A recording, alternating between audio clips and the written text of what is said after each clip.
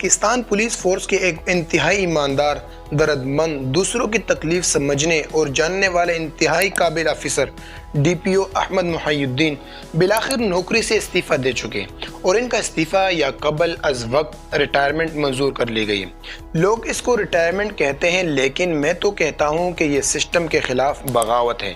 लेकिन एक अच्छे बैकग्राउंड का इंसान, एक अच्छी फैमिली से ताल्लुक़ रखने वाला, वो किसी तनाज़ो कंट्रोवर्सी में पड़ने की बजाय खामोशी से इस सिस्टम से निकल गया। खबरें ये भी थी कि गवर्नमेंट ने इनको निस्फ तनख्वाह पर रुखसत कर देने का फैसला भी किया था कि आप कनाडा में जाएं, वहाँ मर्जी जाएं, निस्फ तनख्वाह लेते रहें। लेकिन अब वो नोटिफिकेशन भी शायद कैंसिल हो चुका है। अहमद मुहय्यिद्दीन के मुतालिक कौन नहीं जानता, जिस तरह अपने कुली की चेहरे में एक गरीब के दर्द का मदावा किया उन्होंने, जिस तरह उसकी आवाज़ बने, वो पाकिस्तान की तारीख में कोई पुलिस ऑफिसर ऐसा नहीं कर सकता।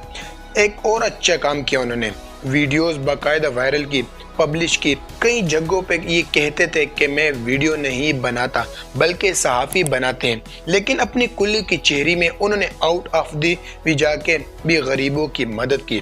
कई मरतबा तौहीन अदालत लगते लगते बच्ची जो इन पर लग सकती थी, लेकिन गरीब की मदद के लिए, बेवा खातून की और कमज़ोर लोगों की मदद के लिए ये बड़े मुतहर्रिक ऑफिसर रहे थे।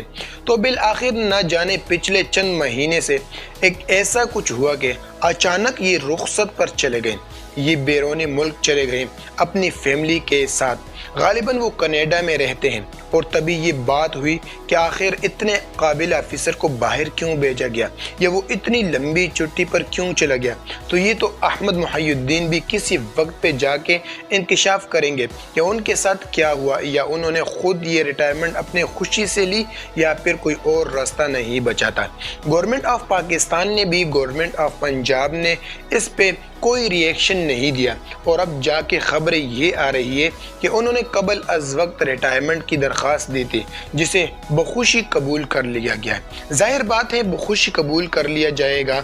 सिस्टम ऐसा है कि यहाँ पे ईमानदारी और आवाम के लिए सोचने वालों को नहीं रहने दिया जाता है। यहाँ जगह ये तो सिर्फ इसकी जो पूरे सिस्टम में फिट नहीं बैठता, इसको बिल्कुल उठाकर बाहर फेंक दिया जाता है। जैसे आटे में कोई तनका वगैरह गिर जाए, कोई लकड़ी का टुकड़ा गिर जाए, तो इसमें नहीं रहने दिया जाता। ये सिस्टम भी बिल्कुल ऐसा ही है।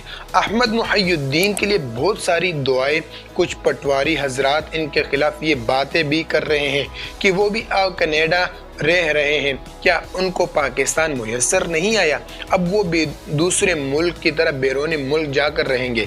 तो मेरा ख्याल है कि इनकी औलाद पहले से बाहर है, इनकी फैमिली है और ये हक है उनका, वो कहीं भी रह सकते हैं।